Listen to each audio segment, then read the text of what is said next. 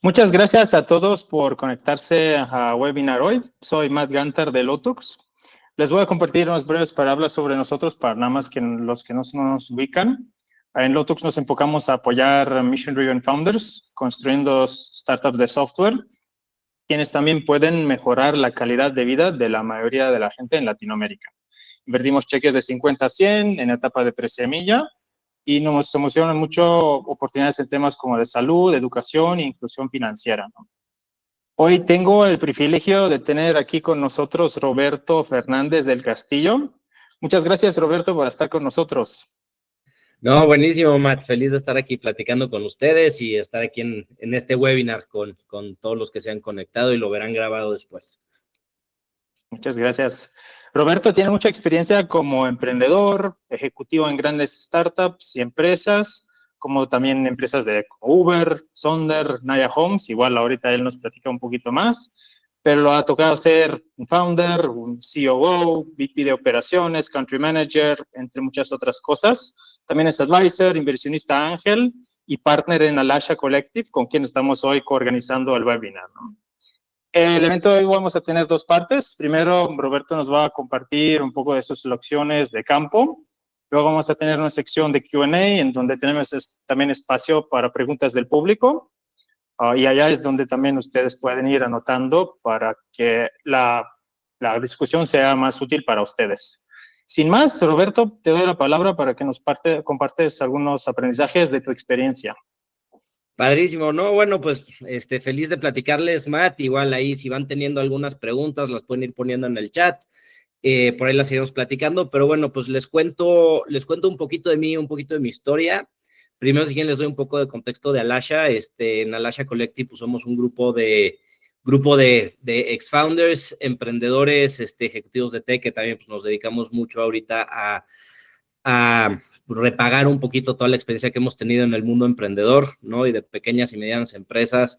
Nos dedicamos a hacer un poco de advisorship, a hacer un poco de también fractional executives, mentorship, advisorship y demás. Entonces, por ahí también la verdad es que es nuestra forma de regresarle un poco de nuestra experiencia, nuestras vivencias, nuestras metidas de pata, errores y demás a la comunidad, y feliz de estar aquí platicando con ustedes.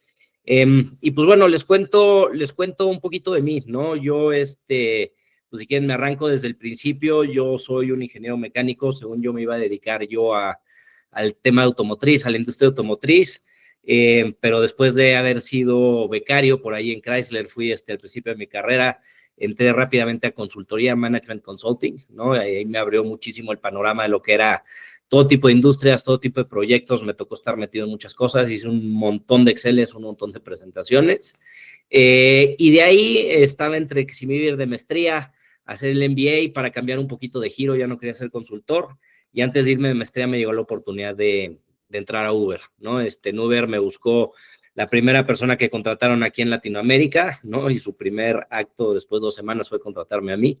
Entonces, entre este cuate y yo echamos a andar toda la operación de Uber en Latinoamérica, primer país en tercer mundo, economía emergente, con muchas interrogantes, ¿no? Por parte de Uber, donde pues, solo habían echado a andar Estados Unidos, Europa, Singapur, países ya mucho más desarrollados, y pues nos tocó ver cómo el product market fit que tenía Uber, pues en Latinoamérica no solo se replicaba, sino yo creo que era todavía incluso más grande. La verdad es que ahí mi trayectoria pues dio un giro, o sea, tuvo un cambio drástico, en donde me tocó estar. Pasamos de tener, para que se imaginen, ¿no? 10 coches en la calle cuando arrancamos, a tener solo en México más de 250,000 autos dando vueltas, conductores por todos lados. Me pasó a tocar de manejar un equipo de yo solito a tener un equipo de más de 400 y tantas personas. Entonces también me tocó volverme manager por primera vez, y no solo manager, sino también de un equipo que escalaba bastante rápido.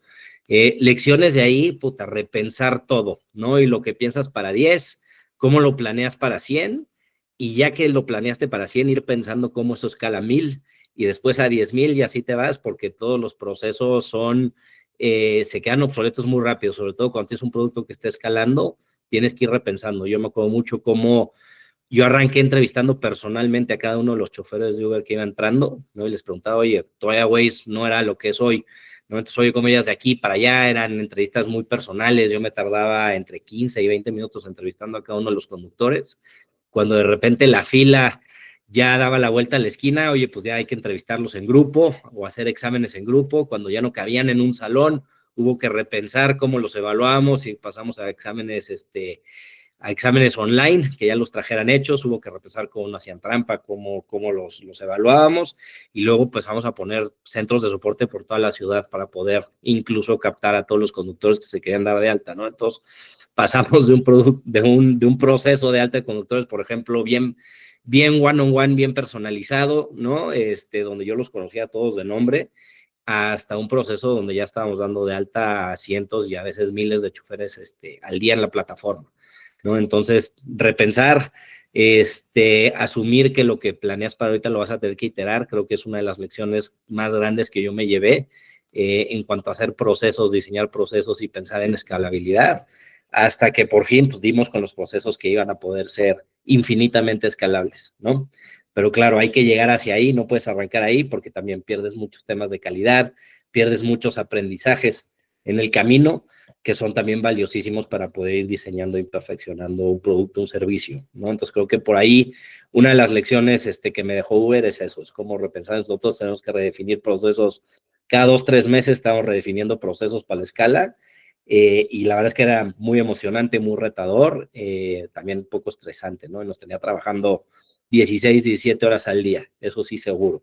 Quien te diga que emprender es trabajo de medio tiempo, puede tener razón, pero medio tiempo porque trabajas de 7 a 7 y trabajas todos los días, ¿no? Luego me tocó desarrollar mucho como manager, ¿no? También creo que es una de las lecciones que yo me llevé, es pues cómo aprendes a manejar equipos cada vez más grandes, que empiezas a manejar managers de managers, y creo que eso es algo también que no es fácil. Tuvimos la fortuna nosotros en Uber de que teníamos un equipo de coaching, ¿no? Y de coaches que nos daban a nosotros acceso a coaches, sobre todo los que estábamos más adelante o con organizaciones más grandes. Y creo que de las lecciones que yo también aprendí es a ser vulnerable, a decir solito, se vale decir no puedo, hay que pedir ayuda, hay que ver cómo nos seguimos desarrollando, y estas herramientas de mentoría, de coaching, todas estas herramientas de desarrollo, la verdad es que siempre que se pueda hay que tomarlas. Si no las tiene uno a la mano, hay que pedirlas, porque es de la manera en la que tú puedes ayudar como a siempre estar adelante de la curva.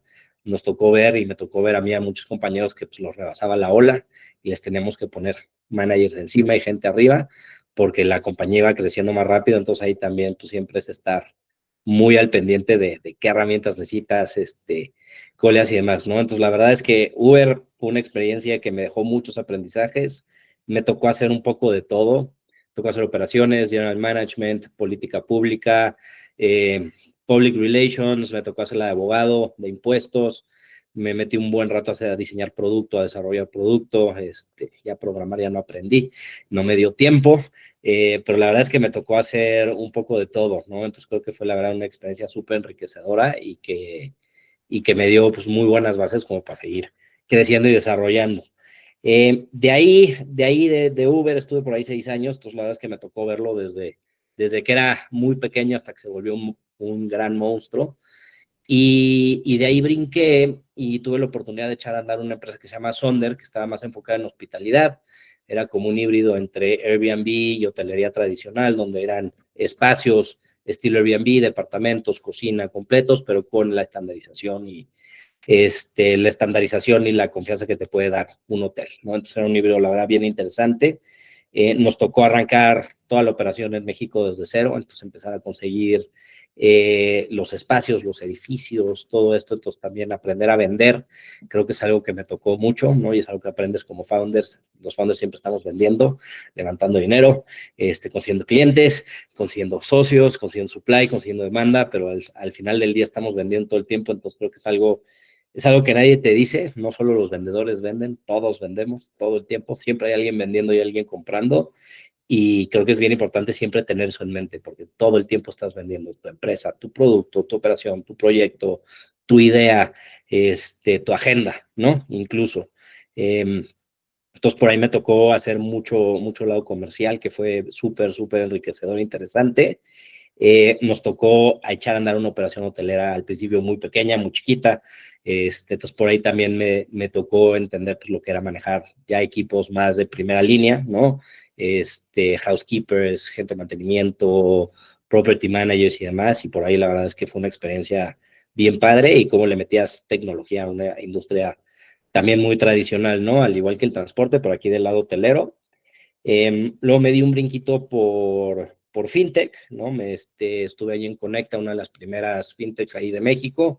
Me tocó rehacer y reordenar todo el equipo de operaciones. Esto está bien interesante, llegar a una operación ya existente, entender qué funciona, qué no funciona, qué hay que cambiar y cómo nos preparamos para la siguiente etapa de la compañía. Pues la verdad es que fue una experiencia bien, bien padre el crear un equipo, cambiar, transformar, y creo que es algo que también aprendizaje para todos. Siempre tenemos que estar abiertos a cambiar algo, no porque las cosas no funcionen mal, necesariamente funcionan bien, o si funcionan bien, podrían funcionar mejor. Entonces siempre hay que estar pensando qué podemos iterar, qué podemos cambiar, y por ahí la verdad es que así fue una experiencia padre, aprendí un montón de fintech, de todo este mundo. Y luego de ahí tuve la oportunidad de emprender con un par de socios, que se llama, en una empresa más en renta vacacional, parecido un poquito al giro de Sonder. Tuve la oportunidad de levantar $6 millones, echamos a andar una compañía aquí en México con la intención de expandir por toda Latinoamérica.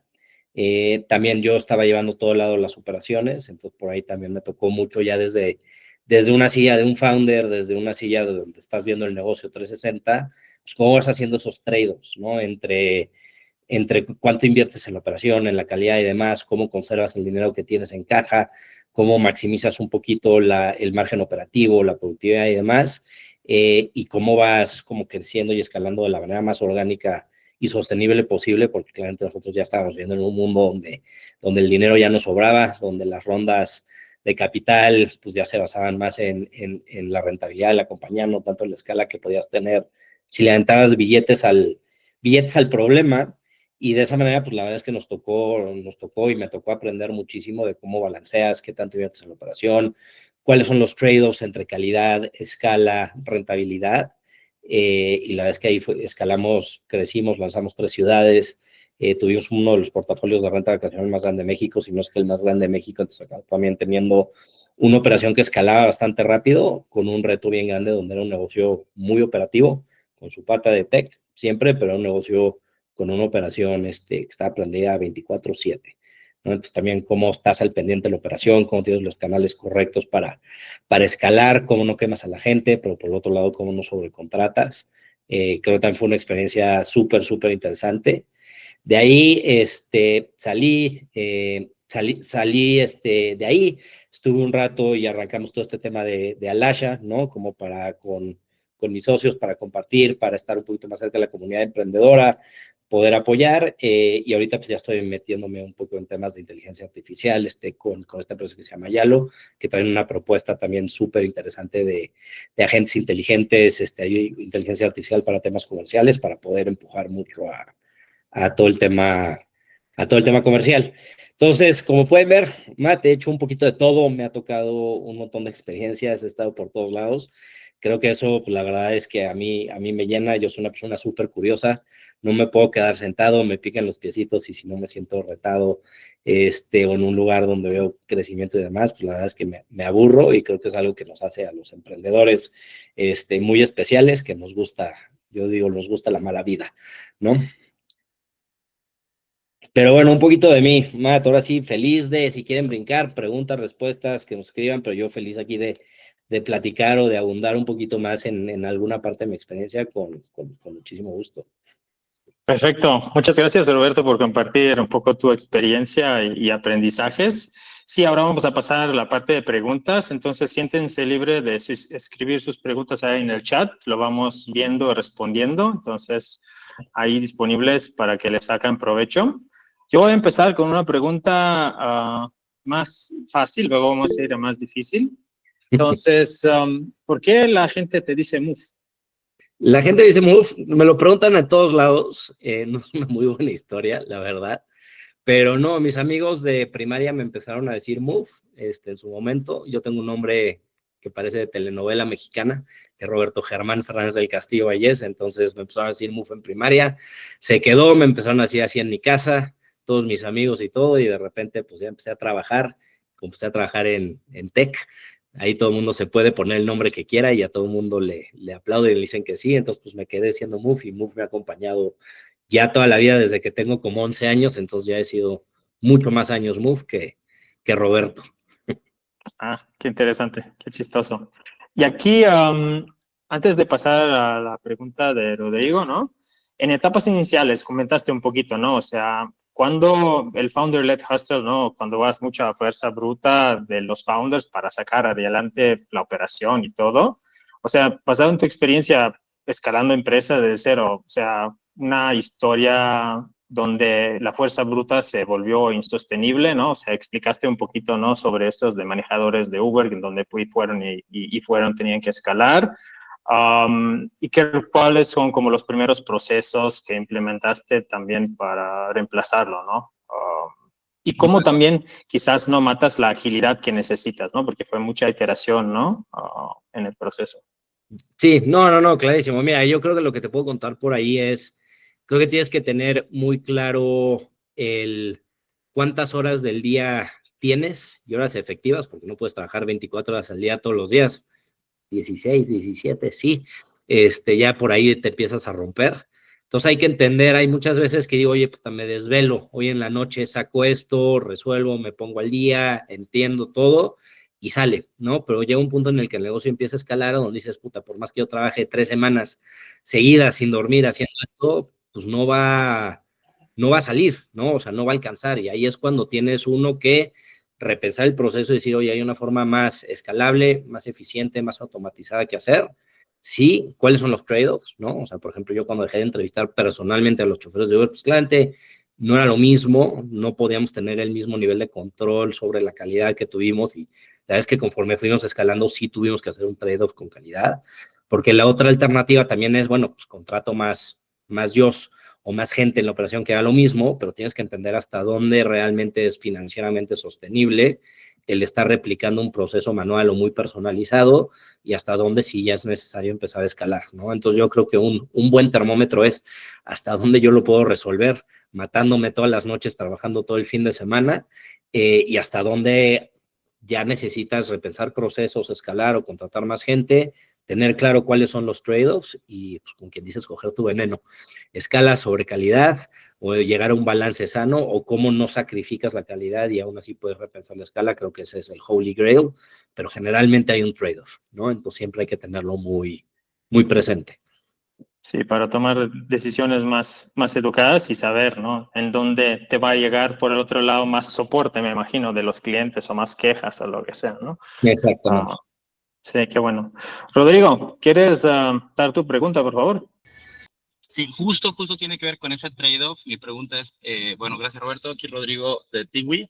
Nosotros hacemos paquetería, entonces es muy operativo en el modelo de negocio. Y de esta experiencia que tuviste en Uber, ¿cómo gestionabas ese trade-off principalmente entre crecimiento, entre, supongamos que es lanzar ciudades, ahora sí que es pues crecer también la operación, expandirla en todos sus sentidos, versus la calidad de la operación? Principalmente ese trade-off me interesa saber cómo lo gestionan, donde quizá los SLAs ya no se empiezan a cumplir, o incluso el perfil del driver empiezan a relajarlo. ¿Cómo gestionas ese trade-off de crecimiento versus calidad? ¿Y qué experiencias pudieras compartirnos sobre ese trade-off en específico? Va, buenísimo. No, pues mucho gusto, Rodrigo. Gracias por la pregunta. Creo que lo que yo te diría alrededor de eso es, tú al empezar a tener procesos más escalables, ¿no? Más automatizados, ir más rápido, porque yo creo que yo siempre, si alguien pregunta, oye, o voy más lento o voy más rápido, siempre vayan más rápido, escalemos más rápido. Si hay product market fit, vamos por todas las canicas, aprovechemos ese momentum. Al empezar a tener esa pelea entre el trade-off, la calidad, también tienes que empezar a pensar cómo escalas tus procesos de calidad, ¿no? Cómo empiezas a tener cada vez mejor data, mejores métricas, mejores procesos que te ayuden a controlar mucho la calidad, que ya deja de ser pues yo voy a ver todos los comentarios en Zendesk, en la línea de soporte, y a ver qué me dicen. Pues ahorita con el tema de AI, pues hay que meter un agente de AI que te lea todos los comentarios, que te vaya diciendo que te vaya levantando con qué personas tienes que hablar o tienes que empezar a planchar temas de calidad, hay que sacar procesos de calidad, no que suene a burocracia, pero hay que empezar a sacar procesos, entrenamientos, métricas, saber a quién entrenas, y pues también tener un buen esquema de incentivos, ya sabes, carrot stick, ¿no? O sea, si lo haces bien, aquí hay bonos, aquí hay recompensa, aquí hay premios, si lo haces mal, puta, pues también hay castigo, ¿no? Hay desactivaciones o hay penalizaciones o días que no trabajas o cosas de estilo, pero pues yo creo que sí hay que tener un buen sistema de reward y castigo en ese sentido para asegurar de que estés provocando los comportamientos correctos. Y ya también, pues, a más escala viene el tema cultural, ¿no? Y el tema de la cultura de la empresa, el equipo y demás, y tener una buena línea, vivir los valores. Yo creo que me pasa muchas veces cuando los founders no viven los valores, nadie abajo los vive, ¿no? Entonces hay veces que se siente genuino y se respira y se ve, y eso baja y eso ayuda a generar cultura, calidad, excelencia en el trabajo, y cuando no se viven, pues se va descomponiendo todo hacia abajo, ¿no? Entonces yo creo que te lo diría por ahí, pero hay que escalar, siempre que pasa hay que escalar, si hay product market fit hay que hacerlo, hay que ver cómo escalas los procesos de calidad también, que tienen que escalar de la mano y se tienen que volver igual, grandes, sostenibles y demás, y creo que ahí es donde te diría, ahí es donde la ejecución, como dicen, la ejecución se come a la estrategia de desayuno, ahí es donde la capacidad de ejecutar del founder es lo que puede llevar a hacer la diferencia entre el éxito y el fracaso, ¿no? Muchas gracias. Gracias por la pregunta. Aquí una pregunta del chat de Máximo. Antes de fundar tu propia compañía, ¿qué tenías en cuenta a la hora de elegir con qué empresa trabajar, ¿no? O sea, porque muchas veces hay opciones, hay cosas con gente de tu experiencia, ¿no? ¿Por qué te lanzarías y cómo pensaste? Mira, yo lo que te diría, y yo creo que todos los que estamos en el mundo de emprendimiento y de founders, pues definitivamente no estamos ahí por el dinero. Si estuviéramos ahí por el dinero seríamos banqueros o consultores, o fondos o venture capital, ¿no es cierto, Matt? Yo sé que también son mission driven, pero al final También hay mucho trabajo, también hay mucho trabajo. trabajan un montón.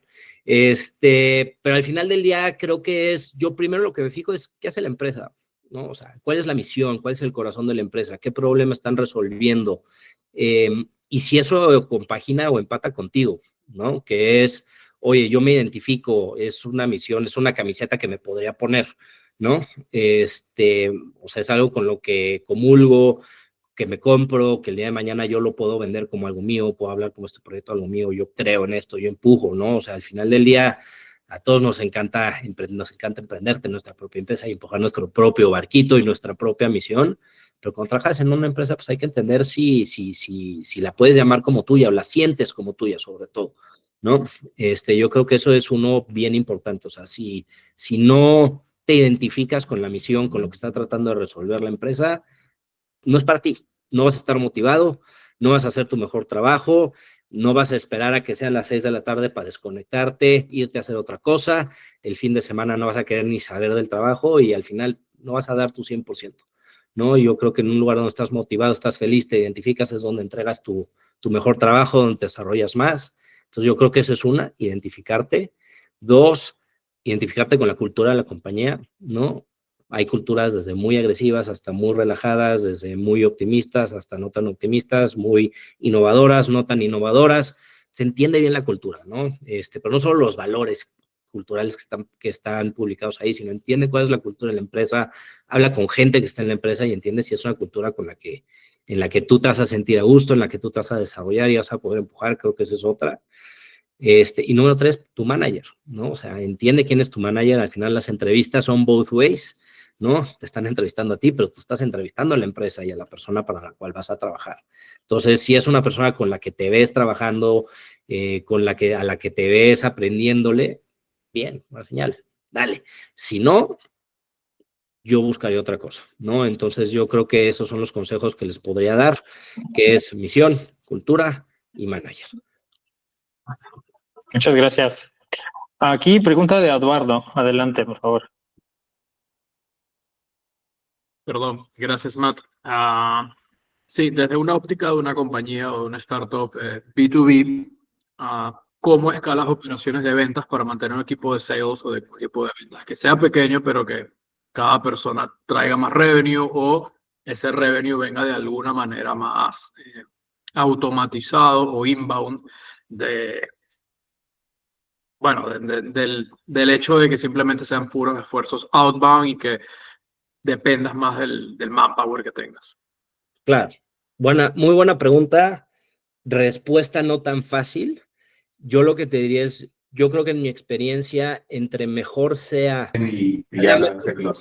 la mejor forma de escalar un equipo de ventas y hacerlo más eficiente y que cada vez vendan más sin tener que escalar el equipo es teniendo un extraordinario product market fit. Si tú tienes un producto o servicio que se vende solo, que genera valor, que la propuesta de valor es tangible, que tus clientes lo ven, lo viven, quieren escalar, te quieren recomendar y demás, ese es con la forma más fácil de escalar un equipo de ventas, porque al final se vende solo, se recomienda, vienen los orgánicos, vienen las expansiones de las cuentas y demás, ¿no? Entonces yo creo que lo más fácil para eso es tener un extraordinario producto, tener muy claro qué estás resolviendo como compañía, tener muy claro cuáles son los casos de éxito que vas a comunicar, tener muy clara la propuesta de valor y que es algo que el cliente va a poder ver a la semana, máximo al mes, a los 2 meses de haberte contratado, deberían de empezar a ver valor. Si empiezan a ver valor, va a ser muy fácil seguir creciendo, expandiendo y manejando las cuentas.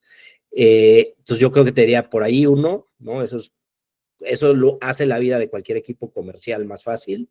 Ya cuando empiezas a crecer, pues tienes que entender por dónde viene tu crecimiento también, si es más por expandir tus cuentas actuales o por ir a buscar nuevas cuentas, ¿no? Entonces también dependiendo de dónde esté tu oportunidad más grande, puedes tener un equipo más robusto haciendo el famoso farming, ¿no? Que es, oye, voy a hacer el farming de las cuentas, abrir nuevas geografías, nuevas unidades de negocio, nuevos casos de uso, o hacer más hunting donde dices, oye, ¿sabes qué? Yo tengo ya un ICP, ¿no? Ideal Client Profile, donde puedo salir a buscar más clientes como estos donde sé que ya me funcionan y donde sé que les puedo contar la historia de lo que llevo haciendo con clientes como ellos y me van a comprar.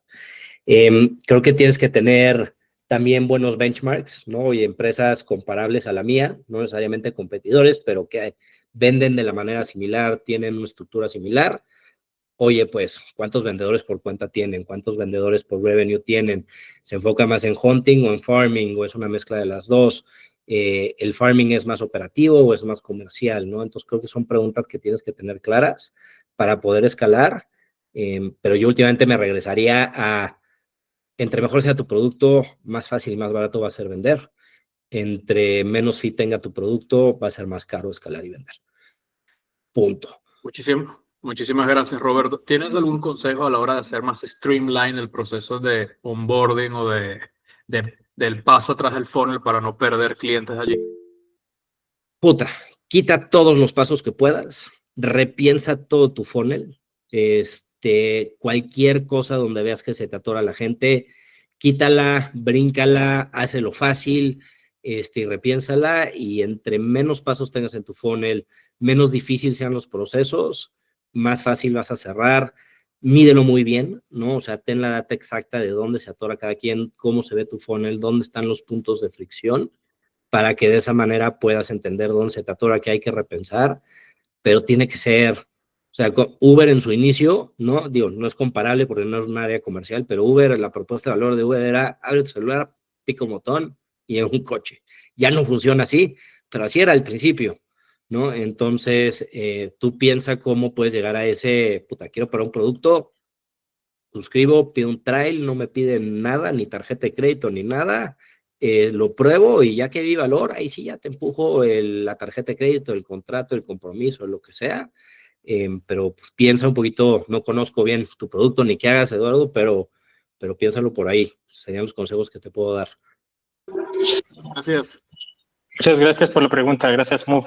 Aquí hablaste un poquito, ¿no? Más del perfil de ventas y de gente que está involucrada. Muchas veces también, no sé, de los founders necesitas a alguien que, no sé, el visionario, el hacker y el que también vende más, ¿no? Entonces, y luego Ops muchas veces lo empujan aquí, ok, un poquito más adelante cuando se tiene que hacer, pero llega un momento cuando tienes que contratar a alguien, ¿no? O sea, un COO, un Head of Ops, algo así. Y ahí, según tu experiencia, ¿no? Y puntos de vista, ¿es mejor tener a alguien y buscar a alguien que ya tiene mucha experiencia en un corporativo grande, un scale-up grande, o promover a alguien interno y ir creciendo, que conoce más cultura de ustedes, etcétera?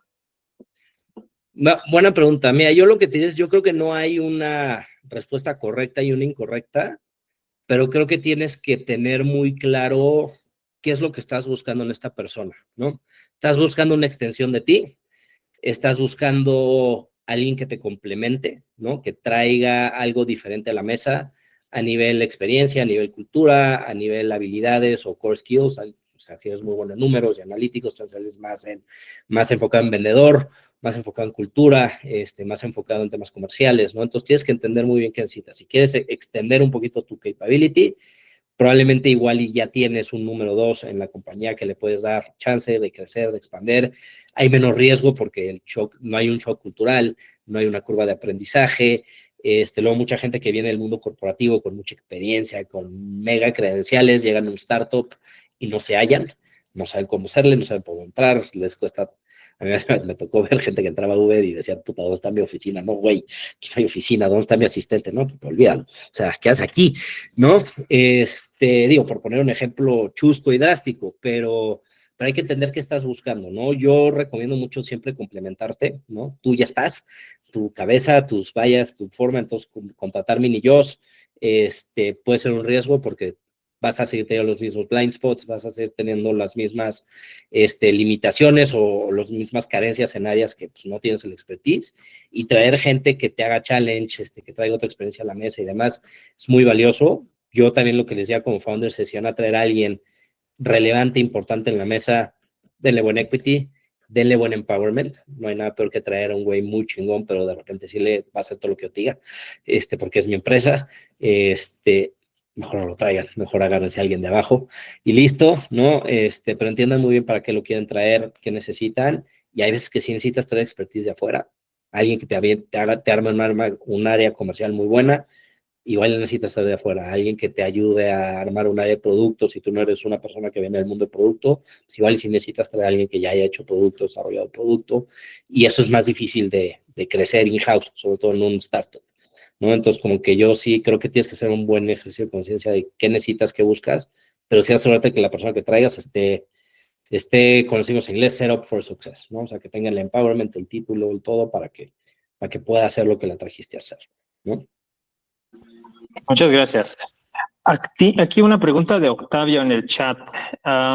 Me vas a decir, Octavio, si lo estoy entendiendo bien, ¿no? Pero es básicamente relación entre madurez operativa dependiendo del ciclo donde está, o sea, la madurez de la startup, y también en sentido cómo escalas operaciones sin que pierdes tus unit economics, ¿no? Sí. Puta, a ver, déjame ver por dónde le entramos, pero creo que sí te caché, César. Mira, yo creo que lo que te diría es muchas cuestiones a considerar. Hay que entender cuánto dinero tienes en caja para poder invertir y darte el lujo de no ser rentable. Creo que es algo que tienes que tener muy en mente, sobre todo hoy en día. Igual y en 2018 no era tan relevante y tan importante.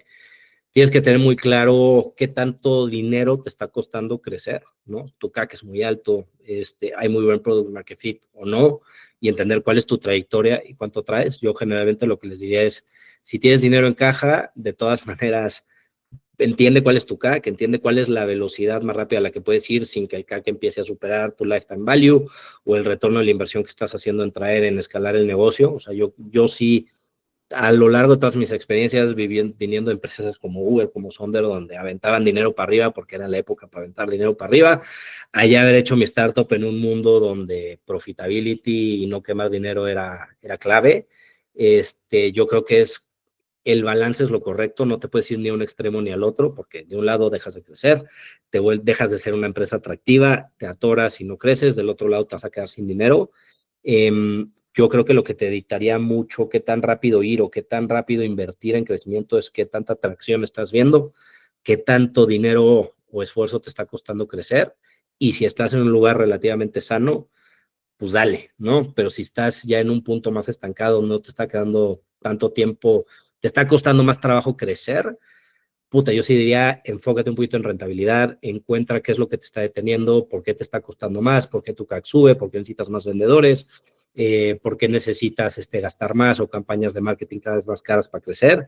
Date un paso atrás, no te acabes tu dinero, piensa, vuélvele a pegar a la fórmula correcta para vender, itera el producto, saca un nuevo feature, saca una nueva versión y vuélvele a dar, ¿no? Pero yo creo que estamos en un mundo donde ya si no hay tracción, va a ser muy difícil que se levante otra ronda, entonces hay que cuidar el dinero que se tiene en caja como si fuera tu último dólar, porque probablemente lo sea, ¿no? Muchas gracias. Otra pregunta aquí de Darío del chat.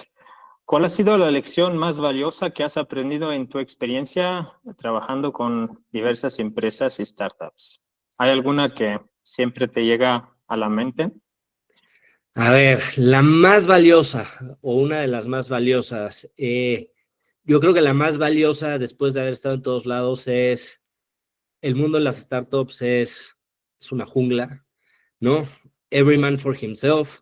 Aquí no hay de me hubieran dicho, me hubieran ayudado, hubiera levantado, no hubiera levantado y demás. Entonces, dependes de ti, del dinero que hayas logrado levantar y nada más, y de la empresa que hayas logrado aventar, ¿no? Entonces, enfócate en lo que puedes hacer bien, no te compares con otros, porque si bien vas a ver a los que les va viendo bien, hay muchos más que están atrás en el campo de batalla, ya buscando otras cosas o haciendo otros proyectos. Entonces enfócate en lo que tú estás haciendo, asume que va a ser más difícil de lo que planeabas, pero dale para adelante. Los emprendedores somos optimistas de corazón y hay que empujar hasta que no haya dinero o hasta que de verdad nos demos cuenta que el proyecto no sirve, ¿no? Yo creo que por ahí te lo podría frasear.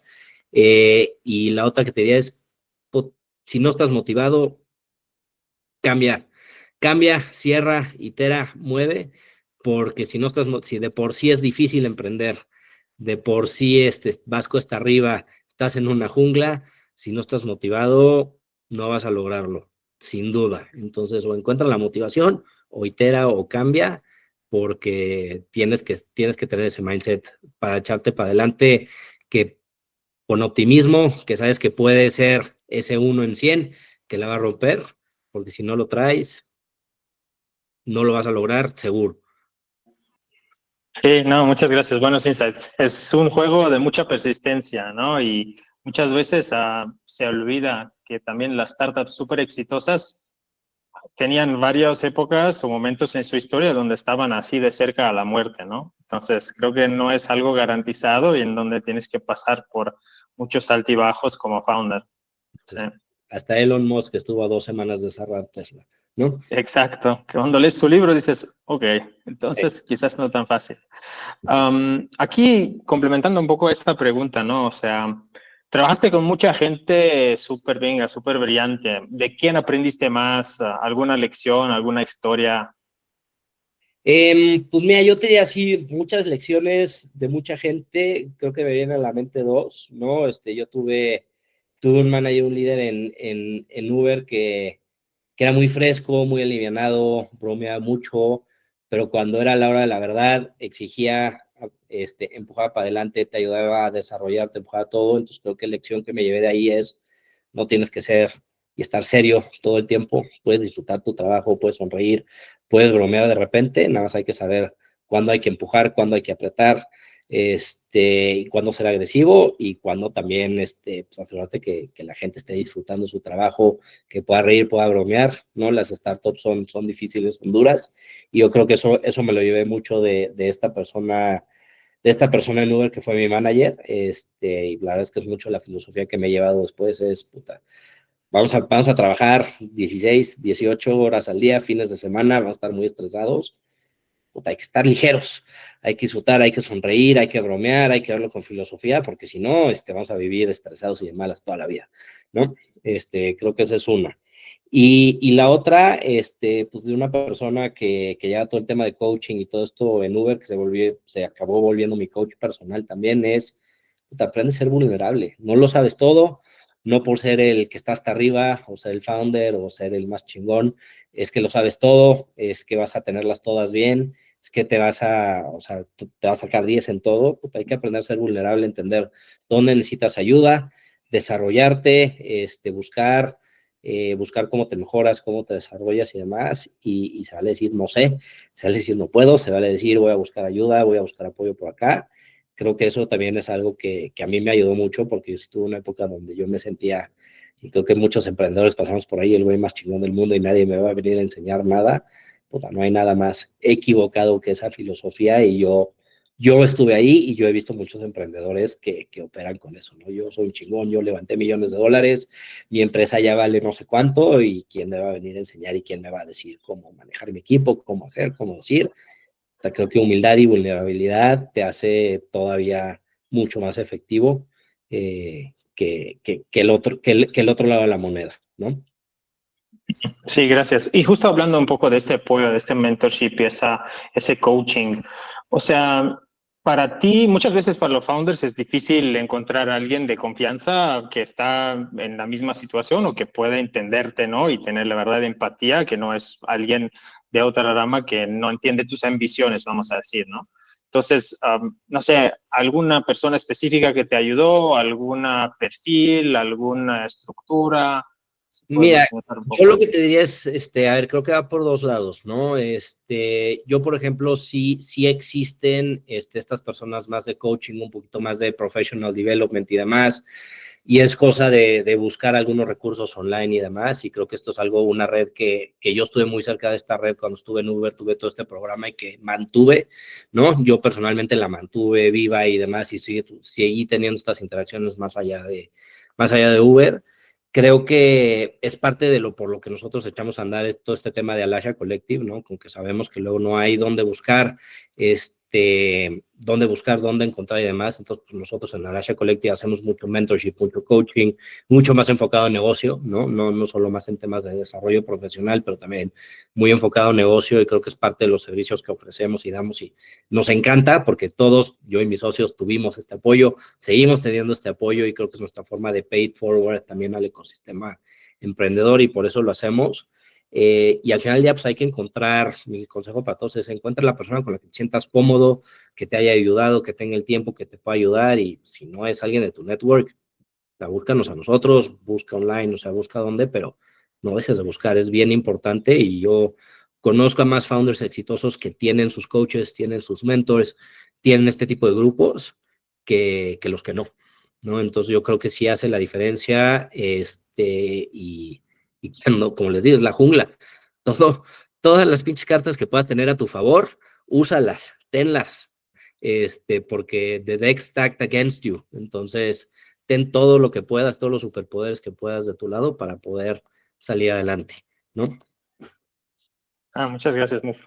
Y aquí me gustaría también pasar un poco hablar sobre expansión, ¿no? O sea, creo que con Uber te llevaste también, o sea, es México, pero está presente también en otras partes de la región, y esa escalabilidad y expansión ha sido clave, ¿no? Y no sé, porque muchas veces hay diferencias en la cultura, o sea, hay diferencias en mercados globales, pero siempre hay un playbook, ¿no? Que se usa para expansión. Entonces, ¿cómo adaptas este playbook para que sea relevante al mercado? ¿Qué tanto tienes que ser tú muy rígido de qué negociar, qué no, y qué dejar a los equipos locales para resolverlo? No, me encanta, buenísima pregunta, y creo que sí, yo en todos los lugares he estado, creo que partes de un playbook. ¿Qué te ayuda el playbook? Es a garantizar, hablando de calidad y cómo escalábamos calidad hace rato, ¿no? Pero es cómo te aseguras de que conforme vayas expandiendo esto a nivel global, no estés poniendo en riesgo tu modelo de negocio, tu unit economics, y que todo lo que tiene que salir bien para garantizar la experiencia, la calidad, salga.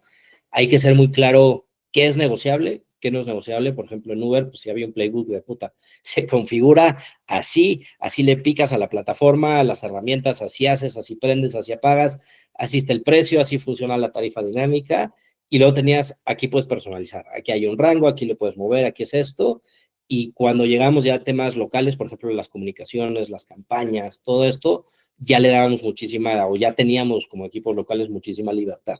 No, seguro se acuerdan de los helados, las donas, los arbolitos, los perros, la madre.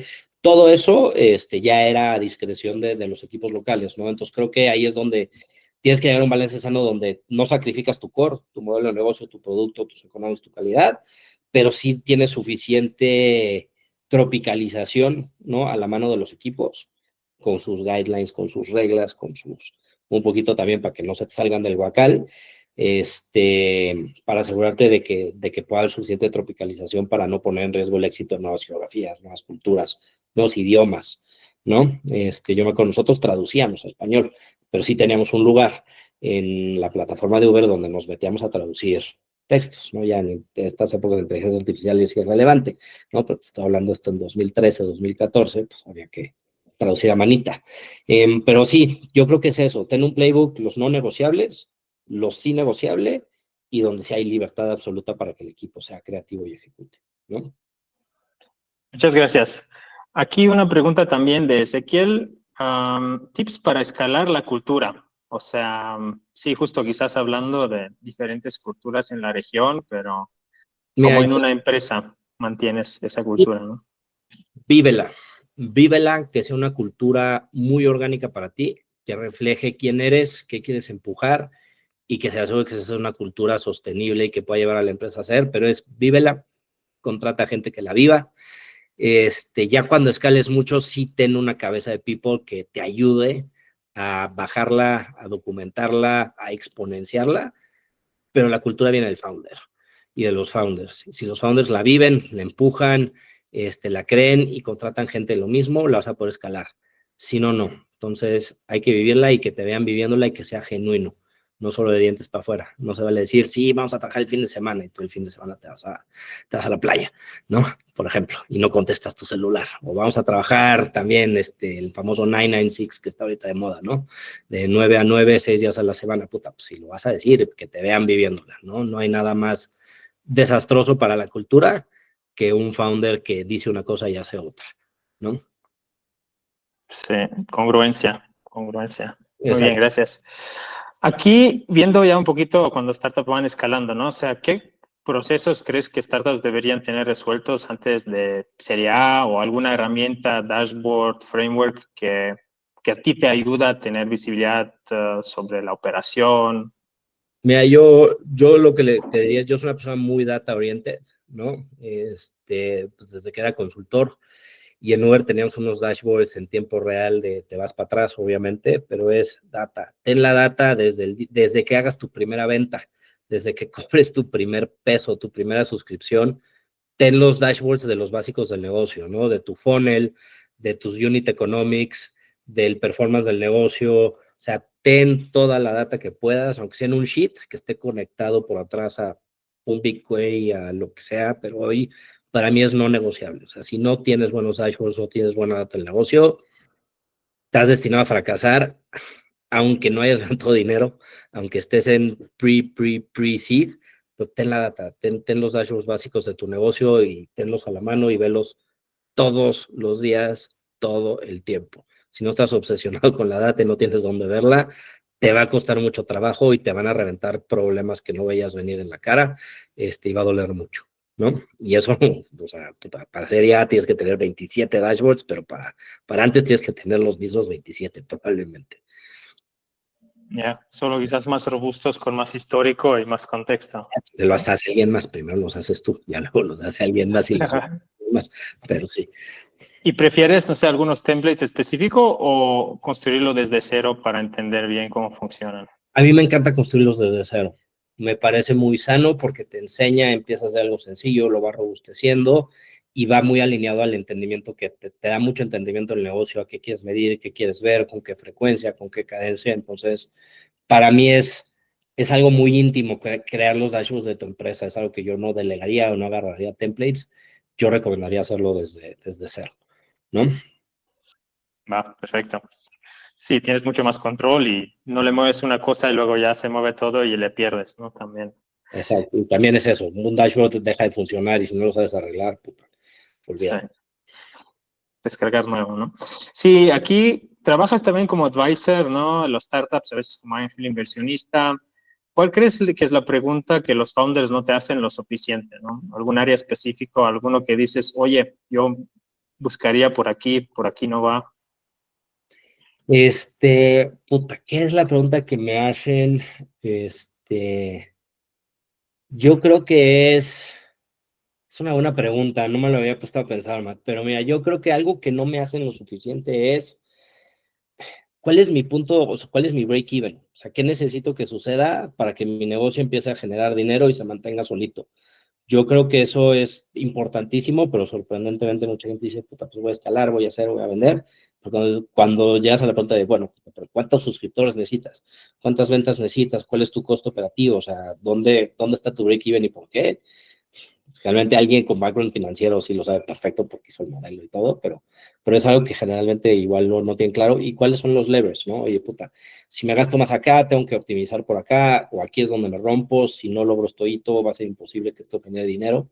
Y yo creo que son por ahí las preguntas que luego no nos hacemos tanto, ¿no? Que es más, los founders luego somos más románticos, nos enfocamos en la misión, en vamos a ayudar, en vamos a hacer, vamos a tener este impacto, y vamos a resolver esta industria y todo, y luego dejamos un poquito del, bueno, pero ¿dónde?